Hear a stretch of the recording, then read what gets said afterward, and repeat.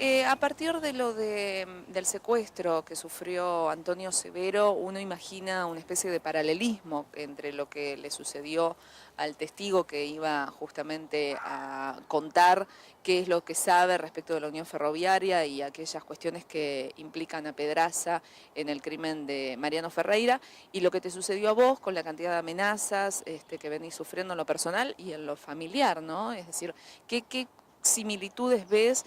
¿Cuáles son los puntos en común y cuáles los personajes que se tocan en esto? Mira, nosotros no podemos decir quiénes fueron porque todavía las personas no la hemos descubierto, sí sabemos dónde puede venir, o al menos lo imaginamos. Lo que pasa es que hay un paralelismo en tratar de callar la boca en, en ciertos aspectos, producto a lo que significa que está saliendo a la luz con el asesinato de Mariano Ferreira. El asesinato de Mariano Ferreira empezó como un juicio por la muerte de un trabajador que estaba acompañando a otros trabajadores terciarizados. Eh, pero ¿qué pasó? Cuando se empezó a tirar del ovillo, nos empezamos a encontrar con otras cosas. Por ejemplo, queda claro por qué se mata a Mariano Ferreira, que fue para defender un negocio del gremio y de las empresas. Empezó a mostrar. ¿Cuál es el negocio en sí? Porque uno habla, bueno, en ese momento tenía que ver con la protesta de los tercerizados, está claro que las empresas tercerizadas siguen subsistiendo y alguien les sigue dando, por supuesto, esa Claro. posibilidad, pero ¿cuál es el negocio concretamente? Y el negocio era que el mismo gremio creaba empresas que reemplazaban a trabajadores eh, por la mitad del sueldo. Pues mira Pero no la mitad de los ingresos para la empresa. no, exactamente. Correcto. Pero mira qué contradicción, ¿no? Porque el gremio está para defender los intereses de los trabajadores y era el mismo gremio que sacaba a esos trabajadores y los reemplazaba por trabajadores que cobran la mitad y que lo cobraban ellos.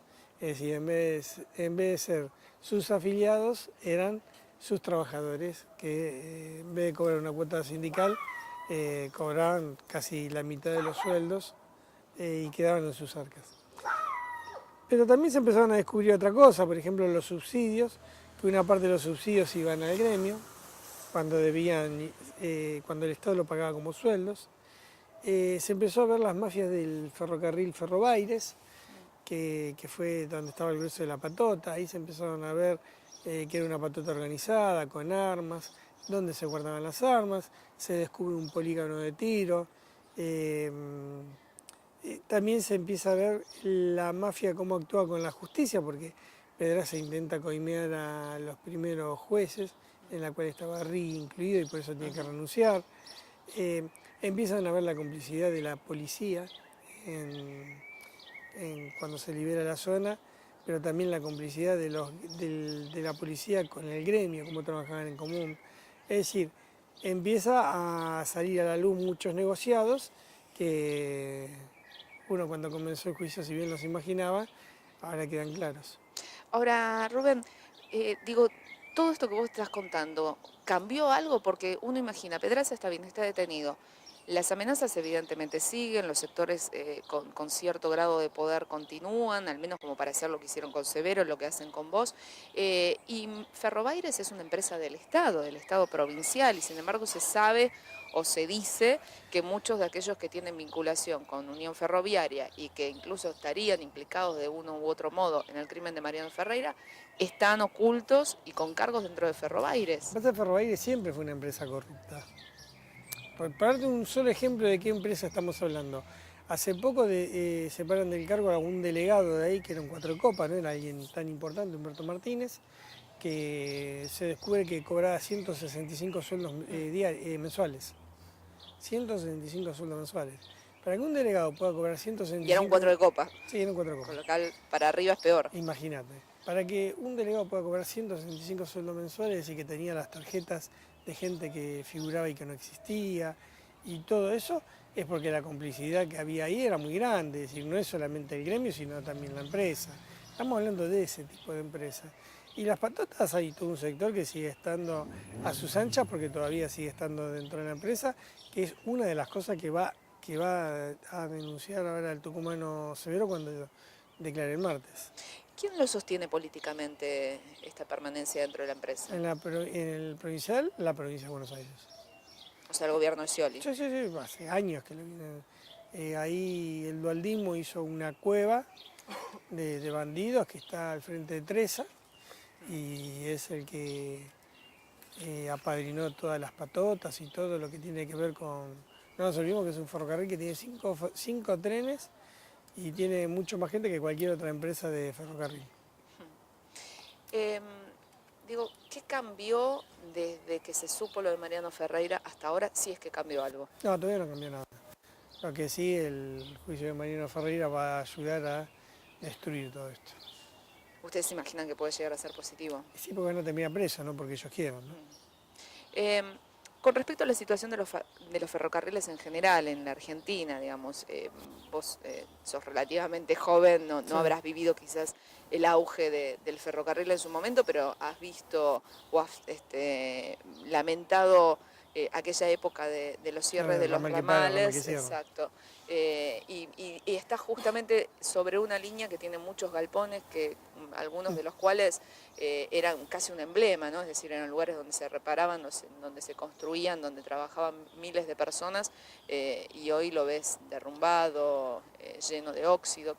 ¿Cuál es el sentimiento cuando pasas por ahí? La destrucción del ferrocarril empezó en el año 61 y pega el gran salto en los 90 con la entrega de los ferrocarriles a los empresarios. Los empresarios no hicieron ninguna inversión y estamos hoy en el fondo del mar.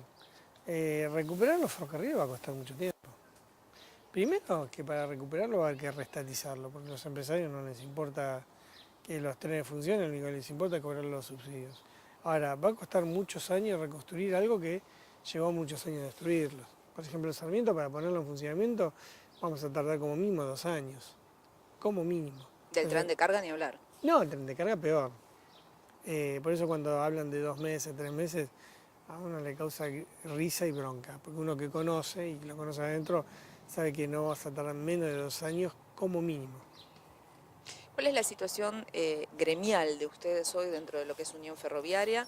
Tienen una elección dentro de pocas semanas, pocos días, y viene una interna movida, es decir, Sí. ¿imaginan un avance de la línea de ustedes fuera de lo que es el ramal del Sarmiento? ¿Hay alguna posibilidad de crecimiento? Nosotros tenemos serias posibilidades de quedarnos nuevamente con el Sarmiento, en Mitre, el Belgrano Norte y en Rosario es una muy buena elección.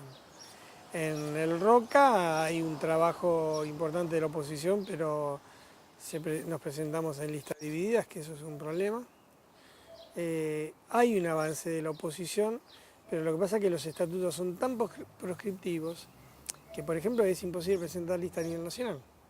Pues fíjate, es más fácil presentarse candidato a presidente de la Nación que presentarse candidato a secretario general del gremio. Es decir, vamos a una etapa de pedracismo sin pedraza, que eso va a producir una grave crisis dentro del gremio y que si nosotros nos asentamos bien en estas seccionales podemos pegar el salto en una forma rápida y contundente. ¿Cómo ves, a su vez, dentro de lo que es el sector sindical, esto que viene sucediendo con la división de la CGT, a partir de la CGT Balcarce, el sector que queda con Hugo Moyano, la movilización que va a haber dentro de unos días también encabezada de alguna manera por la CTA de Micheli? ¿Cuál es el sentimiento de ustedes con respecto a esta movilidad que está teniendo? El gobierno se dio una política de división del movimiento obrero, se lo dio con la CTA, cuando sigue avalando a un tipo como Yasky que perdió las elecciones, impulsó la CGT Balcarce, impulsó la división del movimiento obrero, a Moyano cuando le sirvió lo usó y después lo empujó para que se vaya. Son dos cosas, una, al movimiento obrero no le sirve la atomización que hay. Ahora, los dirigentes gremiales que hay en la actualidad no representan mucho al movimiento obrero. Yo miraba y me causaba un poco de gracia, ¿no? Verlo a Andrés Rodríguez. Andrés Rodríguez, representante de los trabajadores estatales. El tipo cría caballos de polo. Entonces, ¿qué tiene que ver Andrés Rodríguez con un trabajador estatal que no llega a fin de mes? O veía al buche de la dictadura militar, a Gerardo Martínez, que no lo digo yo, lo dice el gobierno, fue buche de de la dictadura y que el gobierno de los derechos humanos no tiene ningún problema en sacarse fotos con alguien que fue representante de los militares en un momento donde desaparecieron muchos albañiles. Caló, pobre, que puede ser un buen tipo, yo nunca lo vi, nunca lo vi dirigiendo ningún conflicto, nunca lo vi en la calle. Bueno, ¿para qué vamos a seguir con la lista, no? El gran problema que tiene el movimiento obrero es una crisis de dirección de los gremios.